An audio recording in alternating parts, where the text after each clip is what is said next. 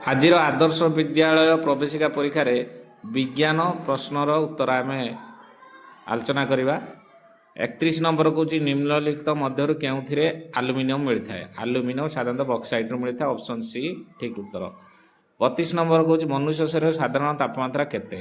ମନୁଷ୍ୟ ଶରୀରର ସାଧାରଣ ତାପମାତ୍ରା ଯେହେତୁ ଏଠି ଫାରେନହାଇଟ୍ ସ୍କେଲରେ ଦେଇଛି ତେଣୁ 98.4 ଏଇଟା ରାଇଟ୍ ଆନ୍ସର, ଅପସନ୍ ବି। 33 କହୁଛି ଧନୁଷ୍ଟଙ୍କା ରୋଗର ବୀଜାଣୁ କେଉଁଠାରେ ରହିଥାଏ? ଏ ହେବ ରାଇଟ୍ ଆନ୍ସର, ମାଟିରେ ରହିଥାଏ। 34 ନମ୍ବର କହୁଛି ନିମ୍ନଲିଖିତ ମଧ୍ୟରୁ କେଉଁଥିରେ ଜୈବିକ ସାର ପ୍ରସ୍ତୁତ କରାଯାଇପାରିବ? ଜୈବିକ ସାର ଗୋଶାଳା ଆବର୍ଜନା, ଗୋରୁ ଗାଈଙ୍କ ଯେଉଁ ଗୋବରରୁ ଆମେ ଜୈବିକ ସାର ପ୍ରସ୍ତୁତ କରିପାରିବା। 35 ନମ୍ବର କହୁଛି ହାଡ଼ଫୁଟି ରୋଗର ବୀଜାଣୁ ଭୂତାଣୁ ସୁସ୍ଥ ବ୍ୟକ୍ତିଙ୍କୁ କିପରି ସଂକ୍ରମିତ ହୋଇଥାଏ? ଏଇଟା ପ୍ରତ୍ୟକ୍ଷ ସଂସ୍ପର୍ଶ ଆଉ ବାୟୁ ମାଧ୍ୟମରେ, ତେଣୁ ଅପସନ୍ ଏଟା ହେବ ରାଇଟ୍ ଆନ୍ସର। 36 ନମ୍ବର କହୁଛି ନିମ୍ନଲିଖିତ ସ୍ଥାନ ମଧ୍ୟରୁ କେଉଁଠାରେ ବାଷ୍ପ ମାଧ୍ୟମରେ ଟର୍ବାଇନ୍ ଘୁରାଯାଇ ବିଦ୍ୟୁତ୍ ଉତ୍ପାଦନ କରାଯାଉଛି? Talcher right answer. 37 number ball ପେନ୍ର ଧାରଣା ପ୍ରଥମେ କେଉଁ ବୈଜ୍ଞାନିକ ଥିଲେ? John Loud, option B right answer. ସାରା ଦେଶରେ ଥିବା ଖଣିଜ ପଦାର୍ଥର କେତେ ପ୍ରତିଶତ ଓଡ଼ିଶା ରାଜ୍ୟରେ ମିଳିଥାଏ? ଏଟା 18.6 right answer, option D. 39 number କହୁଛି ଜୈବିକ ଅସ୍ତ୍ରର ପ୍ରୟୋଗ ଦ୍ୱାରା ମୁଖ୍ୟତଃ କେଉଁ ରୋଗର ପ୍ରସାର ଆଶଙ୍କା ଅଛି? ଏହାର ରାଇଟ୍ ଆନ୍ସର ଆନ୍ଥ୍ରାକ୍ସ। 40 ନମ୍ବର କହୁଛି ରେଫ୍ରିଜରେଟରରୁ ବାହାରୁଥିବା କେଉଁ ଗ୍ୟାସ୍ ବାୟୁକୁ ଦୂଷିତ କରୁଛି? Option D କ୍ଲୋରୋଫ୍ଲୋରୋକାର୍ବନ। 41 ନମ୍ବର କେଉଁ ଉଦ୍ଭିଦର ମୂଳରେ ଥିବା ଗ୍ରନ୍ଥିରେ ଏକ ପ୍ରକାର ବୀଜାଣୁ ବାୟୁମଣ୍ଡଳ ଯବକ୍ଷାରଜାନକୁ ନେଇ ସଞ୍ଚିତ କରେ? ଆମର ଡାଲି ଜାତୀୟ ଉଦ୍ଭିଦରେ ସାଧାରଣତଃ ନାଇଟ୍ରିଫାଇଂ ବ୍ୟାକ୍ଟେରିଆ ଥାଏ, ମୁଗ, ବିରି, ହରଡ଼, ତାହେଲେ ଅପସନ୍ ଏଠି ଡି ହେବ right answer, 2I 3I IV। 42 number କହୁଛି ମନୁଷ୍ୟର କେଉଁ ରୋଗର ଆକ୍ରାନ୍ତ ହେଲେ ଦେହରେ ପାଣି ଜମିଯାଏ, ଗୋଡ଼ ହାତ ଫୁଲିଯାଏ? ରାଇଟ୍ ଆନ୍ସର ବେରି, option D right answer. 43 number କହୁଛି ସାପ ବିଷ ଦାଉରୁ ରକ୍ଷା ପାଇବା ପାଇଁ କେଉଁ ସର୍ପ ବିଷ ନିରୋଧକ ଇଞ୍ଜେକ୍ସନ ରୋଗୀକୁ ଦିଆଯାଏ? ଏଇଟା ଅପସନ୍ ସି ହେବ right answer, anti snake venom, ASV, ତେଣୁ ଅପସନ୍ ସି ରାଇଟ୍ ଆନ୍ସର।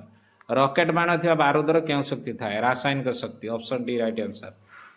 ଘର କାନ୍ଥରେ ଚୂନ ପାଣି ଲାଗିଲେ ତାହା ବାୟୁମଣ୍ଡଳ କେଉଁ ଗ୍ୟାସ୍ ସହିତ ମିଶି କିଛି ସମୟ ଧଳା ହୋଇଯାଏ? ରାଇଟ୍ ଆନ୍ସର, ଅପସନ୍ ବି ଅଙ୍ଗାରକାମ୍ଳ।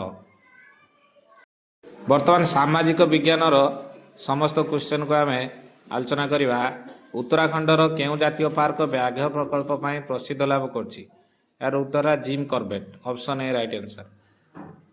47 ନମ୍ବର କହୁଛି ଆଜାଦ ହିନ୍ଦ ଫୌଜ ସେନାବାହିନୀ କିଏ ଗଠନ କରିଥିଲେ? Subhash Chandra Bose, option C right answer.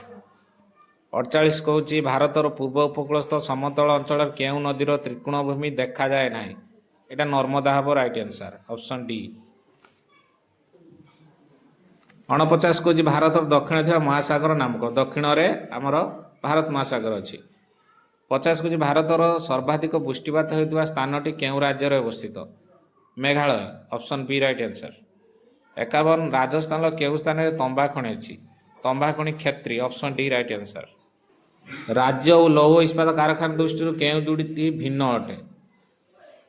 Jharkhand ଆଉ ଭିଲାଇ, ଏଇଟା ଭିନ୍ନ ଅଟେ। ଏଇଟା ଝାଡ଼ଖଣ୍ଡରେ ଭିଲାଇ ଗୋଟେ କାରଖାନା, ଲୌହ ଇସ୍ପାତ କାରଖାନା ନୁହେଁ, ତେଣୁ ଏଇଟା ଅଲଗା, ଅପସନ୍ ସି ରାଇଟ୍ ଆନ୍ସର। 53 ସାଧାରଣ ନିର୍ବାଚନ ଓଡ଼ିଶାରୁ କେତେଜଣ ଲୋକସଭାକୁ ଯାଇଥାନ୍ତି? ଲୋକସଭାକୁ 21 ଜଣ, ଅପସନ୍ ଏ ରାଇଟ୍ ଆନ୍ସର। 54 ଯେ ଆମ ଦେଶର ବଡ଼ ବଡ଼ ସହର ଓ ରାଜ୍ୟ ରାଜଧାନୀ ବନ୍ଦର ମଧ୍ୟରେ ସଂଯୋଗ ସ୍ଥାପନ କରୁଥିବା ସଡ଼କ ପଥ କେଉଁ ନାମରେ ନାମିତ? ନା ଏଇଟା ଆମର ଜାତୀୟ ରାଜପଥ, ଅପସନ୍ ଡି। 55 ତ୍ରିପୁରା ରାଜ୍ୟର ଅଧିବାସୀମାନଙ୍କର ପ୍ରଧାନ କଥିତ ଭାଷା? ଅପସନ୍ ବି ବଙ୍ଗଳା। ପଞ୍ଜାବର ଜାଲିଆନାବାଗ ହତ୍ୟାକାଣ୍ଡ କେଉଁ ମସିହାରେ ସଂଘଟିତ ହୋଇଥିଲା? 1919 ମସିହା, ଅପସନ୍ ବି ରାଇଟ୍ ଆନ୍ସର। ମାନଚିତ୍ର ଭୂମିରୂପ ଓ ଏହାର ରଙ୍ଗ ଦୃଷ୍ଟିରୁ କେଉଁ ଦୁଇଟି ଭିନ୍ନ ଅଟେ? ଏଇଟା ଭିନ୍ନ, ଅପସନ୍ ବି ମରୁଭୂମି ଗୁଲାବୀ ରଙ୍ଗ, ଏଇଟା ଭିନ୍ନ ଅଟେ। 58 କହୁଛି କିଏ ଭାରତର ସ୍ଥଳ ବାହିନୀ, ଆକାଶ ବାହିନୀ ଓ ନୌବାହିନୀର ମୁଖ୍ୟ ଅଟନ୍ତି? ରାଷ୍ଟ୍ରପତି, ଅପସନ୍ ସି ରାଇଟ୍ ଆନ୍ସର। 59 କହୁଛି ତୁମର ବର୍ତ୍ତମାନ ବୟସ 10 ବର୍ଷ 6 ମାସ, ଠିକ୍ କେତେ ମାସ ପରେ ତୁମେ ଭୋଟ ଦେବାର ଅଧିକାର? ଆମର 18 ବର୍ଷ ହେଲେ ଭୋଟ ଦେବା, ତେଣୁ 10 ବର୍ଷ 6 ମାସ ବିତିଗଲାଣି, ଆଉ ତାହେଲେ 7 ବର୍ଷ 6 ମାସ ଦରକାର, ତେଣୁ 7 ବର୍ଷ 6 ମାସ, option A right answer. Last question ଅଛି ଭାରତର କେଉଁ ନଦୀ କୂଳରେ ବିଶ୍ୱପ୍ରସିଦ୍ଧ ତାଜମହଲ? ତାଜମହଲ ଯମୁନା ନଦୀ କୂଳରେ ଅବସ୍ଥିତ, ଅପସନ୍ ବି ରାଇଟ୍ ଆନ୍ସର।